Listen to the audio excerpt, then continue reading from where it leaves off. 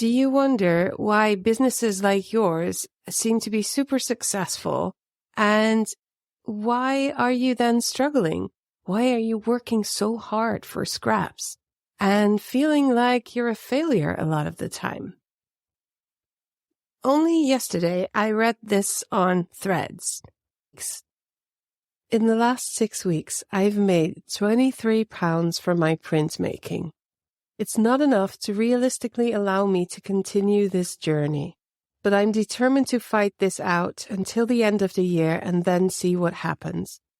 So this is a gentle reminder that despite the number of likes, comments, followers, or experience as an artist, it doesn't always equal sales at surface level.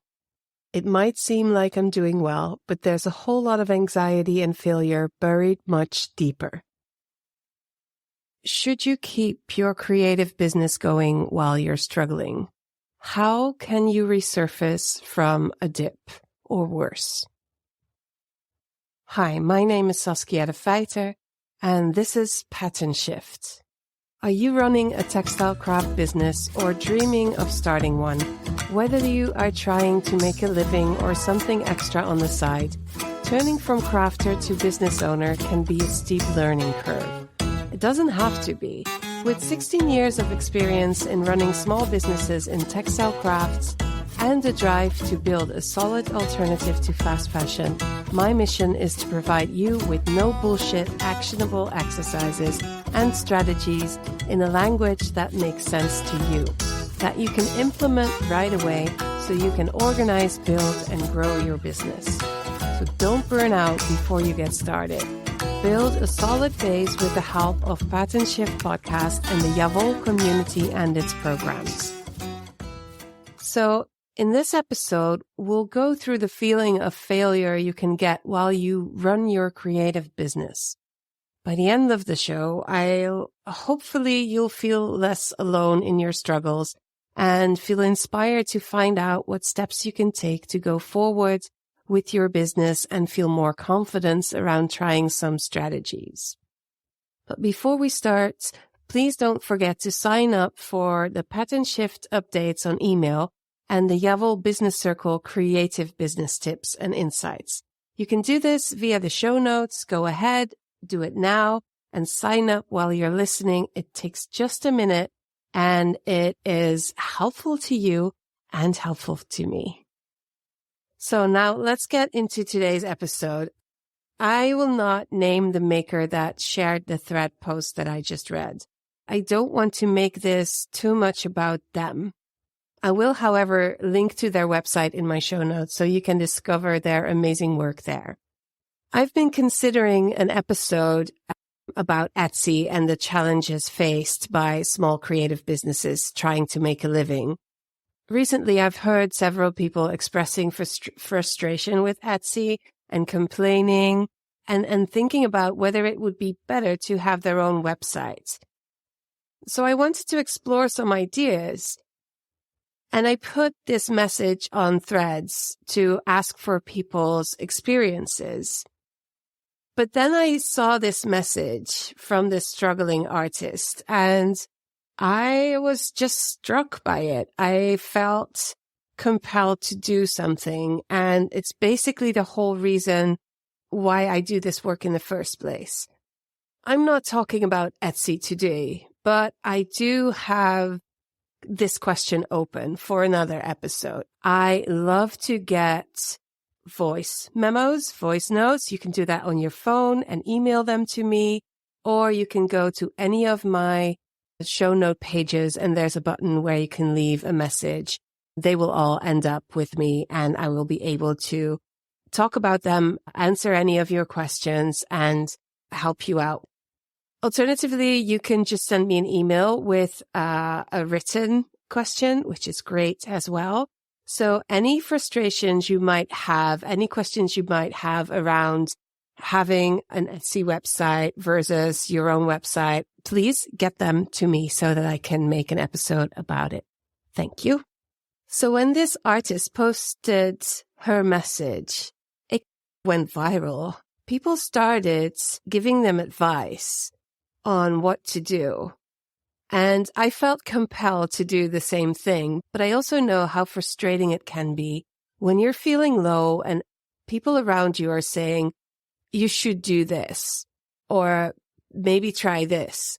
And that might feel like they're saying you should have done this, or maybe you should have tried this. And you feel you're not doing enough. You should have made different decisions, and you feel awful enough as it is. So it's well meant to give your advice, but sometimes it just makes things even more sad.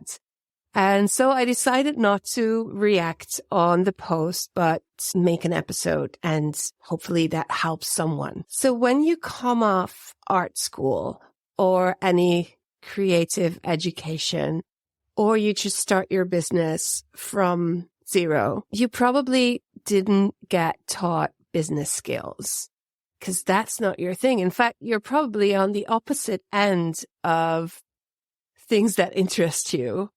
Business skills are yucky and gross and complicated, and you much rather spend your time creating things. And lots of people like you think that they will sell itself. And I know that's a short way of saying it, and it's not fully true. But the reality is that posting your products online is probably not going to be enough to be seen by your audience.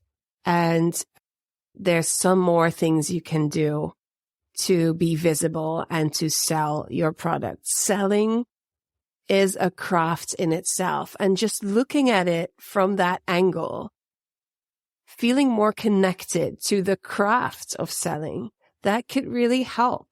Feeling more connected to sharing your stuff. So you give something to somebody and you get something back. It's not a huge big deal on one hand. On the other hand, it does require some skill and some practice. We don't get taught that in our educations. So we leave school, art school, or whatever you do, and then it's up to you. You go online where your people hang out and you start posting on the social media platform of choice, which is a great start, a great beginning, but often not enough. There's some things that you need to know to develop your business. So I'm going to talk you through the basic steps that you need to know when you build your own business. Very simple, very basic. Something that might even feel too simple to some people, but that's what we'll do in this episode. I'm doing this in this way today so that you feel more confident in what your next step could be and where you might lack some education or information.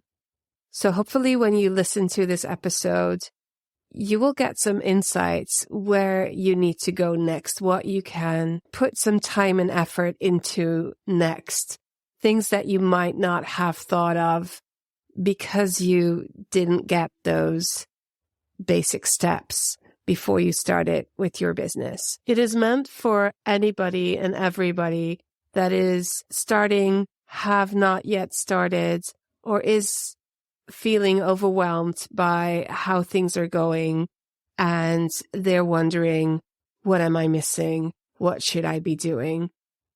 Basically, I'm always referring to the swamp.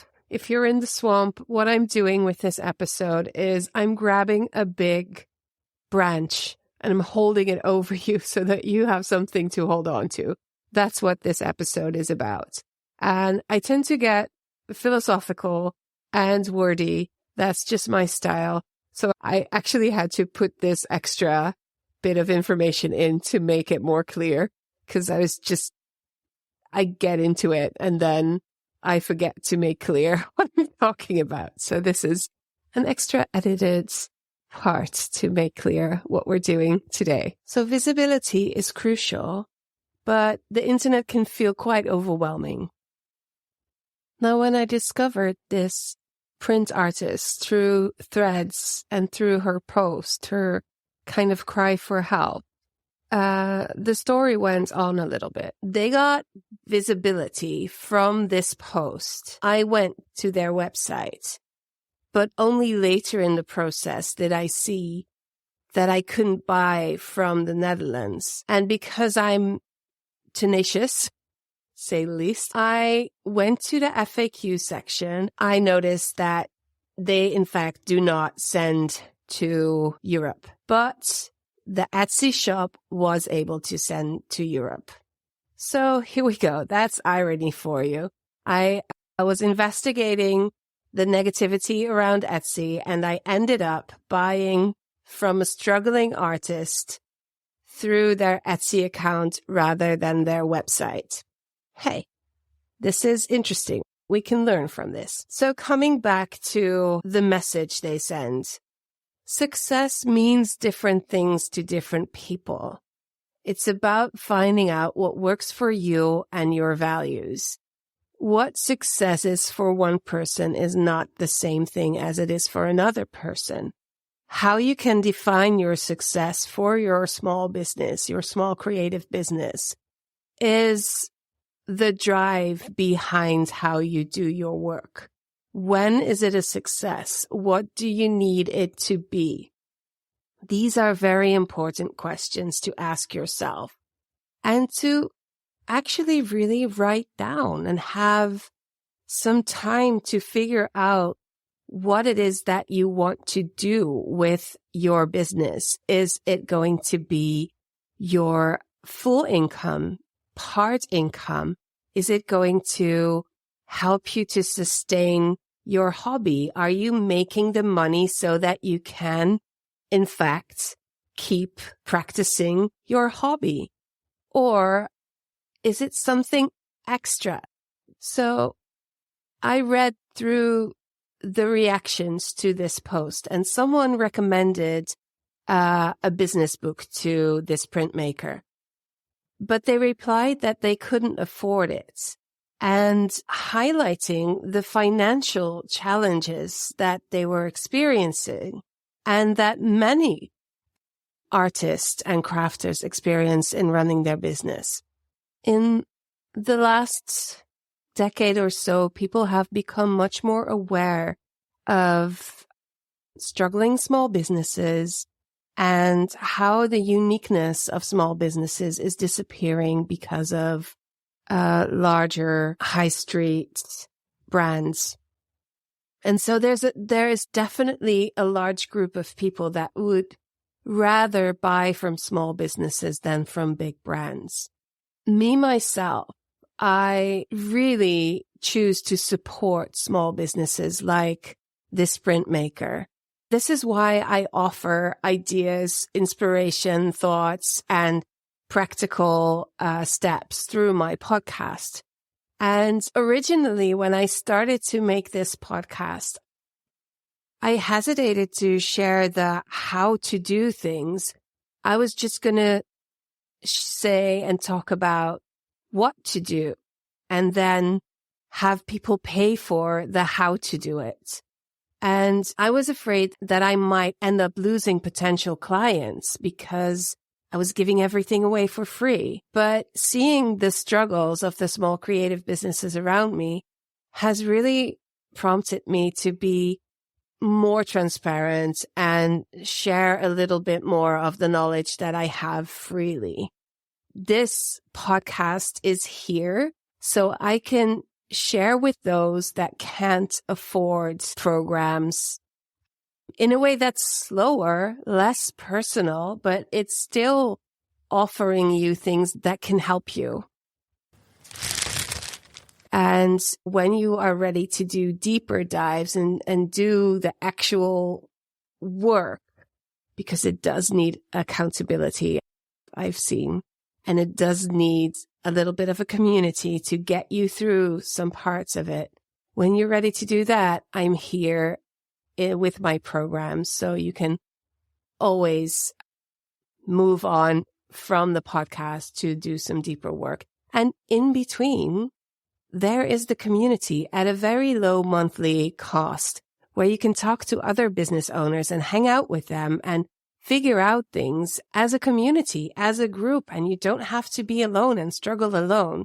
In fact, we've now just started a new series for the program, and already 2 weeks in, things are happening and there's insights and it's amazing. And you don't actually have to be fully in the program to get that kind of result. You can be in the wider community for that lower amount and still get a lot from it. It will mean that you have to be more proactive and you have to show up more, because otherwise I do a lot of that work for you. I help you to connect and to do these things, and then it goes a little bit more naturally. So that's the difference. I'm just putting that in there. So going back to my story, when you cannot afford business books or mentors or coaches, there's a lot of information out there, but it's very overwhelming. Where do you start? What people do you follow? What YouTube videos do you see? What freebies do you download? And what email lists will you follow? There's a lot there. And when I explain to people what I do, they usually say, well, that's very niche. It is very niche, but it makes it a lot easier for people to find their person, because there's not a lot of people that will help small businesses in the slow fashion and creative textile craft, needlecraft industry to grow their business or to build a solid base for their business. There's not a lot of people there. So that makes it easier to find me. So if you do not have a budget to do some work around how to move your business forward, what things to try, what strategies, what's the next thing to do, then listen to this podcast. It will help. But to start off, let's finish this episode first. What I want to do is I want to go through some very basic steps that I don't think are talked about often enough, because either people think that they should already know it, or the people that share their knowledge feel like it's too simple. And I'm not too proud. I will go to super simple and I will explain it like I explain it to a 5-year-old, because sometimes that's what you need. You don't want to know how long it took for me to understand the difference between your mission and your vision. These are things that if you don't learn them, you don't know them. It's simple as that. And I'm here so that you can have that information. And if it's something that is super simple for you, great. Then you can now go and do something else and go craft. And that's wonderful.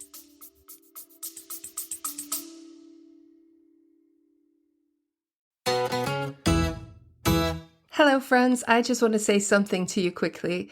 So if you're liking the podcast, if you're liking what I'm talking about, consider joining the mailing list. I have bi-weekly updates on the podcast and or business insights and tips. The occasional exercise to get you ahead. If you want to actually talk to other business owners about the things that I talk about here on the podcast, why not become a Yavol community member for as little as €8.50 a month? That's like buying me coffee and a croissant. But don't do it for me though. Do it for yourself, because I promise that you will get something out of it, either the emails and or the community. So you can either go to the show notes or sign up through yavol.myflowdesk.com/patentshift. I hope you'll join us.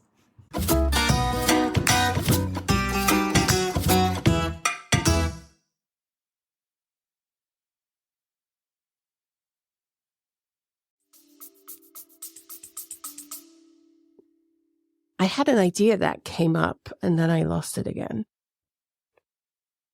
which happens a lot. That's why I try to prepare these kinds of episodes. Because when I do them from the top of my head, they're either super, very much, very creative / chaotic. But sometimes I get an idea and I want to put it in What was I talking about? I wish I could rewind. I could at the end, but not now. P.S. Also, I'm recording this a day before it goes live, which is crazy, but they're doing some construction 2 houses over, and it feels like they're doing it in my house. So fingers crossed that we won't get any drilling. Otherwise, I have to pause. So I have to keep going with this. Perhaps I'll get back to the idea. Perhaps I won't. I don't. Let's go to my notes. So what's very interesting is that when I was preparing this episode, I felt like I needed to have this step-by-step journey to share with you. What is it that you actually do or need to have in place when you run your business? What is that knowledge that you might not have, but that you need in order to solidify your business or grow it, or both, preferably both? And then it came to me, this is basically the chapter list of the program that I'm doing. Yesterday, I was feeling overwhelmed by things. I was feeling very tired. I was working at a fair, helping a friend. Hi, Lisette. And Lisette of Schaap en Draak, free advertisement here. It was wonderful, but I'm not used to it anymore. So I was totally beat. I was so tired. And I know now that I need a day to myself to come back from that. And that day didn't do it. There was lots of things happening, and then other things were happening. And a whole week went by when I didn't sleep well, and it was just one thing on top of the other. So what happens to me is that I will not really function. And one way for me to get out of that is to start decluttering or organizing, because that, for some reason, really calms my brain and in the process gives me new ideas, and it's just very comforting to me. So I started organizing my files on my computer. I'm learning how to use Pinterest for my business in a more productive way than I have done so far. And even in that, in making my boards, I fell back to the chapters of my program, and it basically is this journey. They are a roadmap. Today, I would like to offer you a very simple roadmap of some topics that are worth investigating, and so that you have at least a start. And from there, you can build your knowledge around running your small creative crafts business. So let's go back to what I was saying before. Defining success for you is one of the first things that is important to discover. So try to answer this question. I feel my business is successful when, or a successful business for me is, and take some time to think about it. Write it out, go for a walk, come back, journal some more, talk to a friend, really investigate what it means for you to have a successful business. And how does that make you feel? If you close your eyes and you had this magic wand and you could say, poof, this is what it looks like for me to have that business, then really visualize what your day would look like, what your weeks would look like, what the goals for you would be once you get there. Is there something even bigger that you can dream of? Get in touch with what it means for you to do what you love in the format of a business rather than having a hobby. All right. So that's one. Redefine what success is.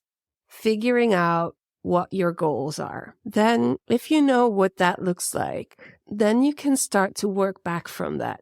Now, I'm not going to tell you what success is. I'm just going to go and use financial success as an example. What does it mean for you to have an income? How much money would you need on a monthly basis? How much money would you be thrilled about? How much money would you be ecstatic about? Find that difference. Find that sweet spot of enough, great, magical, and feel what that means for you.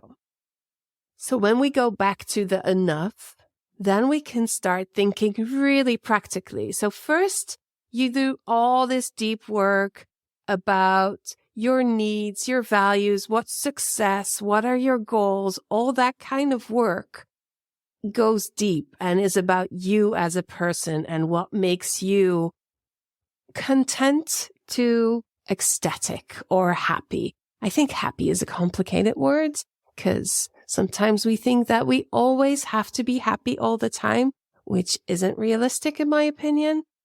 But like the scale of happiness, that's what I'm talking about. Knowing that, knowing the kind of product or service, let's say that you're a craft teacher or you do upholstery, how much of that do you need to do to get to that financial goal at the end of the month? Of course, that is without cost and without the rent of your studio, without the cost of your material. And remember, I'm talking in very basic terms here.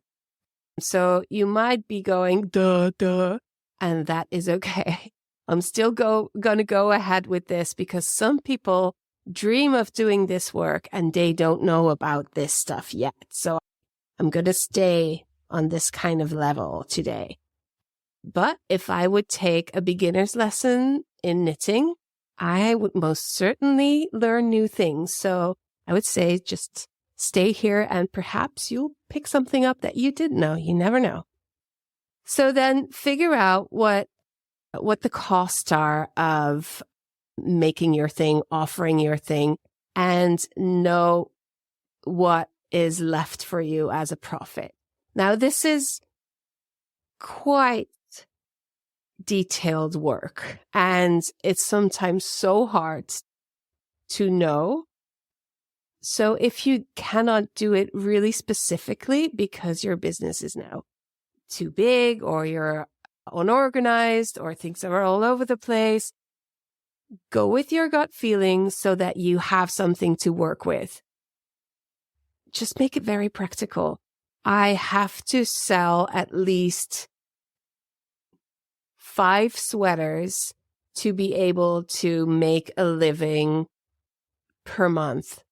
And that is when you know how much you charge for a sweater and when you know how much you want to have at the end.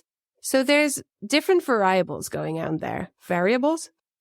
They vary in the way that you pronounce them. So these are moving elements, right? So when you sell a lot of cheap items, you can make the same amount of money from selling a few more expensive items. That makes sense. This is where you decide that what is a fair price, what makes sense.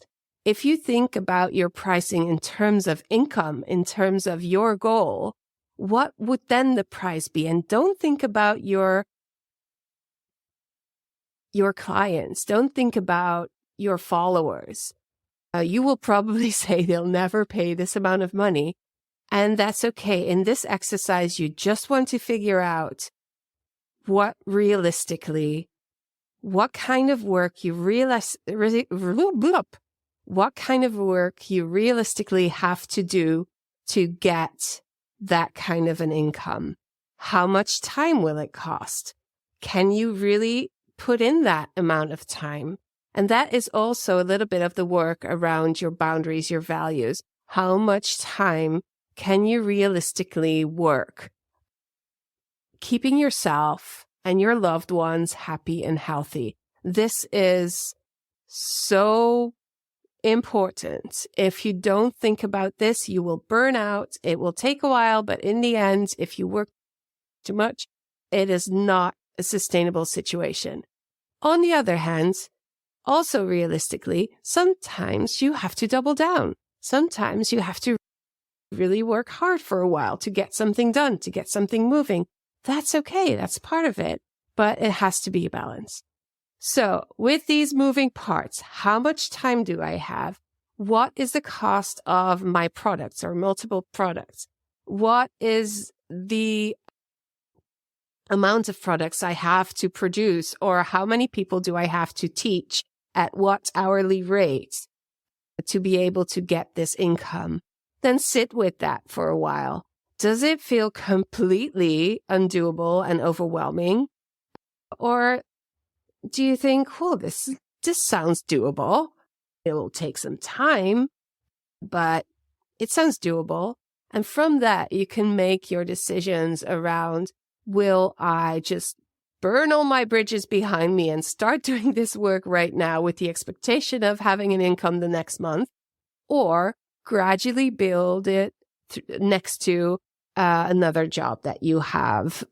And how much time do you have to do that? Be realistic. I think a lot of the time we just start. And I also have to say, that's how I did it.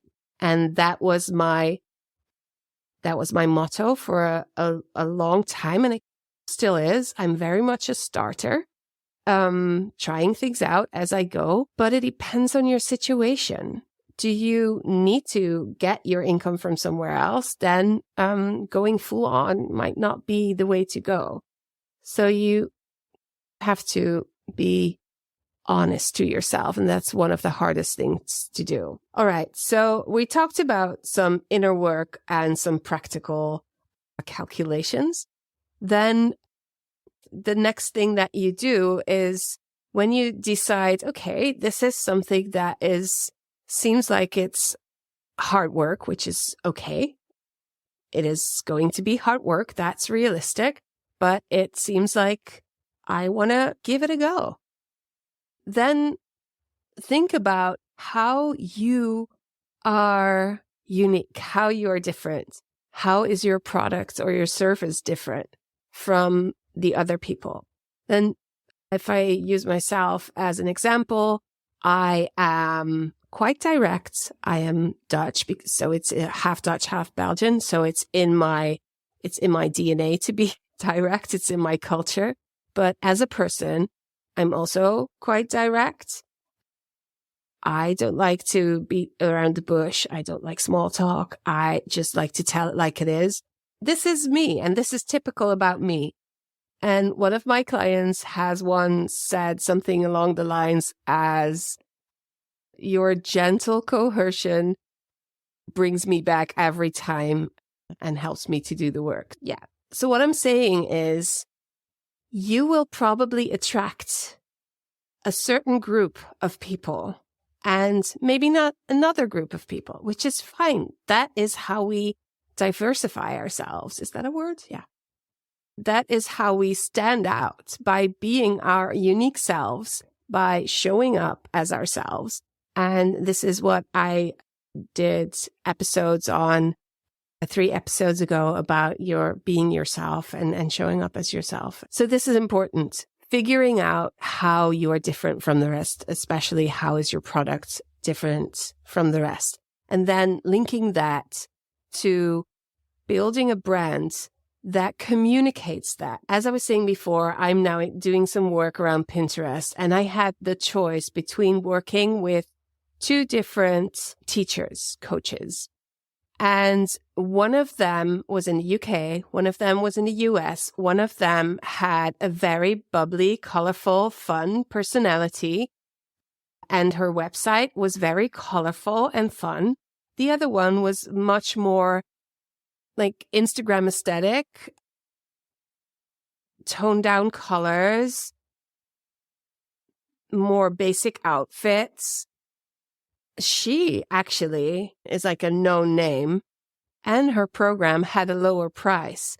I, however, still went with the other person because it took me some time. I really had to think it through because I'm still investing in this business, which is also part of building a business, investing and then growing. I still chose the higher price because I connected to this person a lot more. I felt like I could learn more from this person than from the other person because I know I learn from connection through connection with other people. I'm not a lurker. If I'm in your community, you'll know that I'm there. Usually. Okay. I secretly lurk on one or two communities. Don't tell anyone. But once I'm invested, you'll see me. And so I need to be around people that are like me in order to feel safe and to be able to be open, to share, and to learn. So I ended up choosing this person. This is actually a great example of what I'm talking about. This is how it works.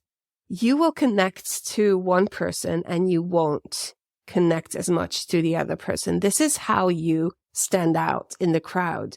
So that means that you have to do this work of figuring out who you are and how you're different.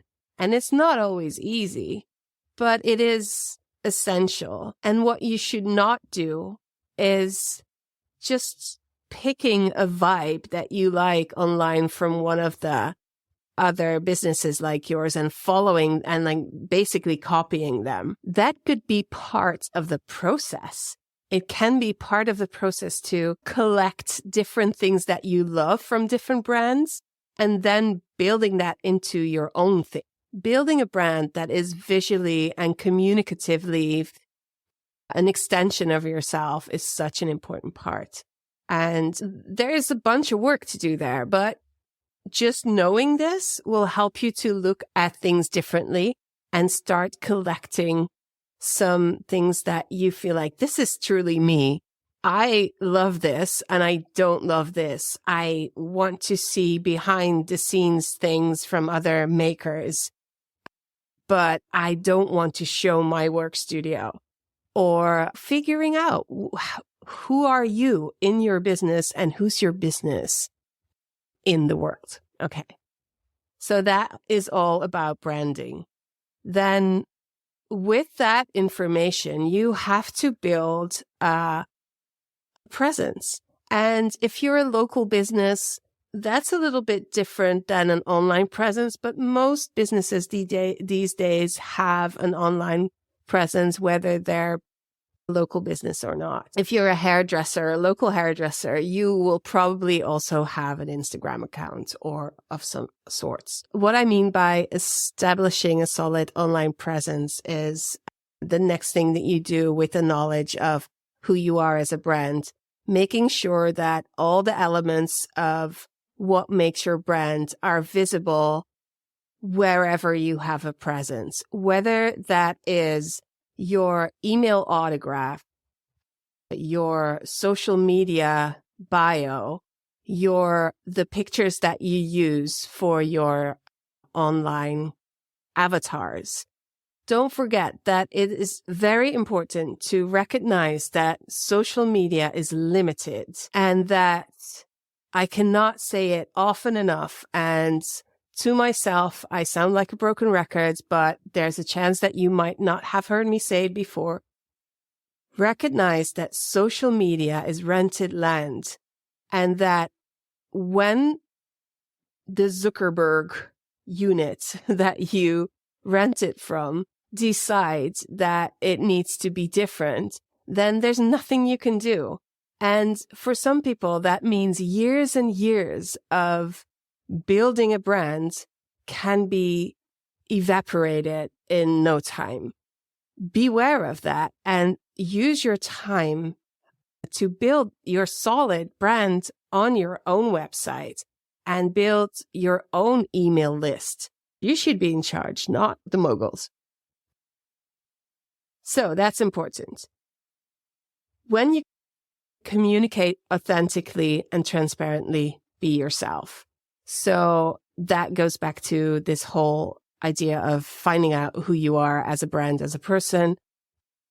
Go back to episode, if I'm correct, 76 and 77. They go a little bit deeper into this topic.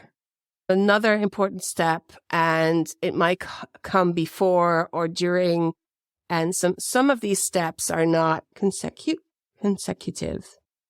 I need to look this up. Yes, consecutive. This is what happens to me. I go and look up a word that is apparently somewhere in my brain, and then I don't remember what I was saying. Something consecutive. Oh, yeah. So some of the steps are not consecutive. They morph around each other a little bit. So when it comes to pricing, I talked about this right at the beginning. When it comes to pricing, it is so important to have fair prices. And that is not fair to your customer and client alone. It's fair for you, especially in the beginning of your business. Remember what they say on an airplane, give yourself the oxygen first and then the rest. This is my belief. It might not be a popular belief because I think we all want to support each other and we all want to offer our products to everyone. But sometimes the fact is that what you offer has to get a fair price for you to be able to keep running your business. And so at that moment in your business, when you don't have the means to do a sale or I'm not for sales anyway. If you don't need to put something on sale, just don't. You need that money. I should do an episode on that as well. I think the only way that you can do tiered pricing is when the lower price is going to be enough for you as a starting business. You need to take care of yourself first. We can do a lot to help the world when we have a solid running business. You can also have, as part of your goal, say that I want to make enough money so I can donate 10% or whatever kind percent to some specific cause or to offering scholarships for your courses, all that kind of thing, but make it part of the realistic plan of building your business. If you want to work from your values, you cannot do that if your business is not going to be there in the future. So you will still be a good person and you can still help people within your means, right? Otherwise, and this is going to be a little bit, I'm just going to say it. Otherwise, we will be an industry that is creating products at a low price to help other creators be able to afford those products at a low price. And we keep our whole industry, it's complicated to talk about this, but it's just not healthy for the industry. And as a business, you are a business. As a private person, that's a different thing. So try to figure out how your values can have a healthy and honest existence in your business. I hope you know what I mean by that. So here's an example. What I do is I have a button for PayPal in my community that people can click and my community can donate to build a scholarship for somebody to come in, because my business cannot afford to give scholarships at this moment. And I think this makes sense to do this as a community because lots of different people can give small amounts. And I think this works. So think about all of this and what's important to you. But first of all, focus on your business to become more solid and become more reliable and invest in your knowledge, whether that is by buying programs and courses or spending more time to find free information online, because that is probably what happens. You either pay money to get to the core fast, which I did now with the Pinterest information, because I could definitely learn about professional use of Pinterest as a business. I can do that by going through the whole Pinterest website, frequently asked questions, and watching 7,000 videos on YouTube, and then filtering out what makes sense to me, because different people have different opinions. But I want to support you with the things that I already know. So that takes time. So if I want to learn how to grow my business on Pinterest, I have decided to spend some money on that, so that gives a faster return. Probably, hopefully, most probably giving me more clients, so that then I can earn back that investment. But this is where I am in my business right now. My point is that I'm still growing, still investing. I'm investing a lot of time, some money, and slowly it's coming back. But it takes time. So that is also very important for you to know, that taking all these steps and getting information, it takes time, especially if you have to do it on the side, if you have another job. It's really helpful to be realistic. And I want to end this whole step-by-step basic roadmap of building your business.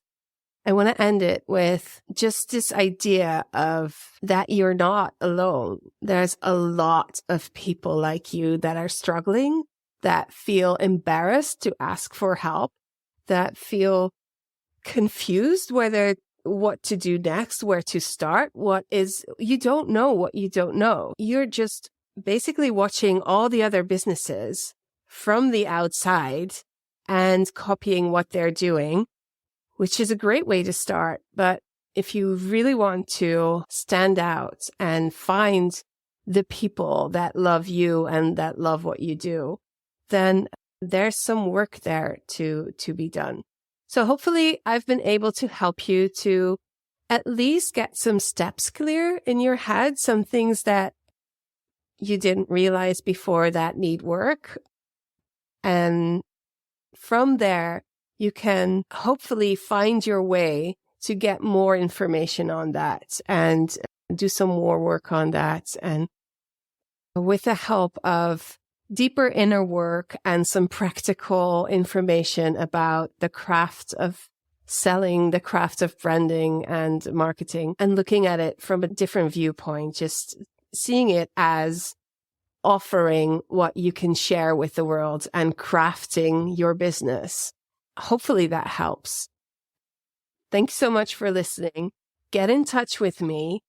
You can get free guidance from me. All you have to do is send me an email or send me a voice note by clicking the button on I keep forgetting the words, on the show notes page. That's it. Hard words, show notes. Actually, there are 2 words. So yeah, find me, get in touch with me, ask me anything you want to know. I hope by explaining this in a very simple way that you don't feel shy about asking a question because you think that you should know this. I know you should not. Most of you have no idea what it means to run a business once especially, when you're just starting. You have to figure out how it works from somewhere. Just come to me. I'll tell you. And I will definitely not have an opinion on the fact that you don't know something, because I didn't. And it took me a few years to figure things out. And now I can help you so much faster. Then you don't have to do all the work that I did. That's why I'm doing this stuff now here for you. So please contact me because I got nothing else to do. Okay, bye. Oh, I have an outro. Here's the outro. If you appreciate the free content and the work that I put into this podcast, consider showing your support in a way that feels right to you. This could be by sharing episodes with friends, signing up for the newsletter, or making a small monthly contribution through clicking the support the show link in the show notes. And when you're listening via Apple Podcast, click the subscription button and get monthly bonus episodes. Your support keeps the podcast going and aligns with the values we share.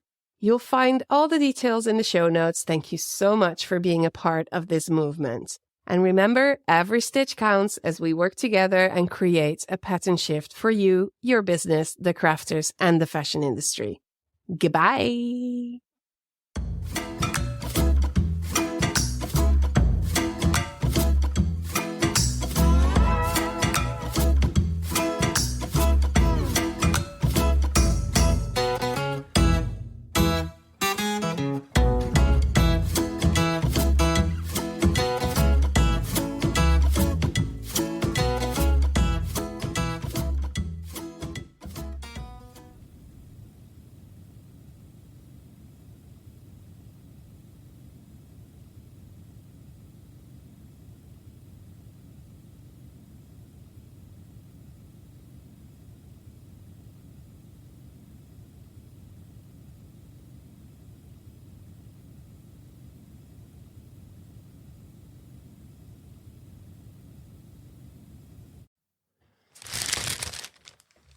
Hi, I'm here with a quick reminder to tell you that the Javel Business Circle, the new cohort, starts the first week of March. The early bird prices are now up on the website. So if you are ready to get to work with me, get shit done in your business, this is the time. Go to I don't know why I keep saying www. Go to ja-vol.com or even patternshift.fm and find all the information you need on the Javel Business Circle. I hope you will join because I can't wait to start working with you.